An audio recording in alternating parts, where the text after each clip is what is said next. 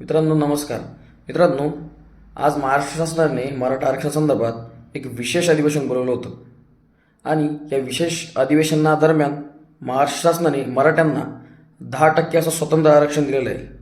मित्रांनो, वास्तविक पाहता कुठल्याही मराठा बांधवाची मराठ्यांना स्वतंत्रपणे 10% आरक्षणाची मागणी नव्हती. आपण बघितलं असेल की सुरुवातीपासूनच माननीय मनोजदादा जरांगे पाटील यांची मराठ्यांना ओबीसीत समाविष्ट करावी ही प्रमुख मागणी आहे. परंतु आपण बघितलं असेल की गेल्या अनेक महिन्यांपासून जरांगे पाटलाचं जे उपोषण आंदोलन चालू आहे त्याला कुठंतरी चालढकलपणा आणि गालबोट लावण्याच्या प्रकारे सरकार करते. आपण बघितलं असेल की जरांगे पाटलाची प्रमुख मागणी ही मराठ्यांचा समावेश हा ओबीसीत करावा ही एकच महत्त्वाची मागणी होती.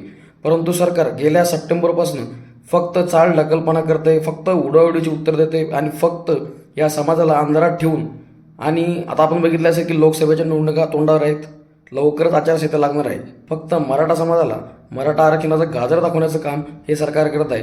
आपण बघितलं असेल की गेल्या 2014 साली काँग्रेस सरकारने मराठ्यांना 16% आरक्षण दिलं होतं. त्यानंतर 2018 साली फडणवीस सरकारने 13% आणि आता 13%वरून परत 10%वर म्हणजे हा उलटा प्रवास या ठिकाणी मराठा समाजाचा या राज्यकर्त्यांनी केलेला आहे.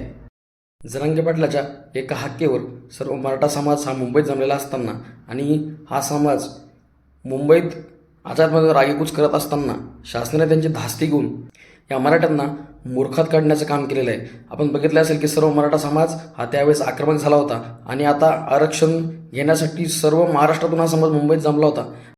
त्यामुळे स्वतंत्र मराठा आरक्षणाची कुणीही मागणी केलेली नसताना शासनाने मराठ्यांचा 10% स्वतंत्र आरक्षण देऊन एक प्रकारे फसवणूक केलेली आहे. आणि त्यामुळे या व्हिडिओच्या माध्यमातून आम्ही सरकारला एकच मागणी करतो की आम्ही ओबीसीमध्ये आरक्षण घेतल्याशिवाय मराठी शांत बसणार नाही.